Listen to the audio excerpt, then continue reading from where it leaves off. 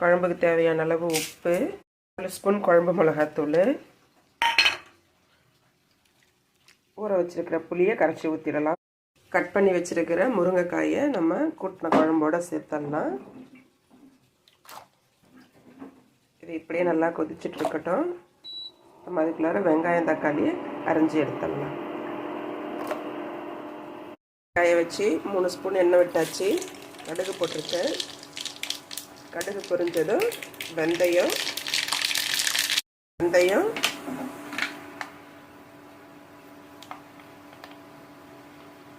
கருவேப்பிலை கிள்ளி வச்சுருக்கேன், அதையும் போட்டுடலாம். 2 பெரிய வெங்காயம் பொடியை நறுக்கி வச்சுருக்கேன், அதையும் அதில் ஆட் பண்ணிடலாம். வெங்காயம் இப்போ நல்லா வதங்கட்டும். வெங்காயம் நல்லா வதங்கிடுச்சு. 2 பெரிய தக்காளியை கட் பண்ணி வச்சுருக்கேன், இதையும் அதில் நம்ம ஆட் பண்ணி நல்லா குழைய வதக்கி எடுத்துப்போம். வெங்காயம் தக்காளி எல்லாமே 2 நல்லா குழைய வதங்கி போச்சு. நம்ம இந்த ஸ்டேஜில் குழம்புல ஆட் பண்ணிடலாம்.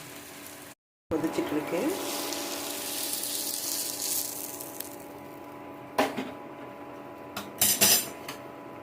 நல்லா கிண்டி விட்டுட்டு சிம்மில் வச்சு ஒரு 20 மினிட்ஸ் வச்சிடலாம். ஒரு கொத்து மல்லித்தழையை நம்ம பொடியை கட் பண்ணி எடுத்துக்கலாம். குழம்பு கொதிச்சு முடிஞ்சிருச்சு. இந்த ஸ்டேஜில் நம்ம மல்லித்தழையை கட் பண்ணி வச்சுருக்கிறத போட்டுடலாம். இன்றைக்கி முருங்கைக்காய் புளிக்குழம்பு, அவிச்ச முட்டை, சாதம்.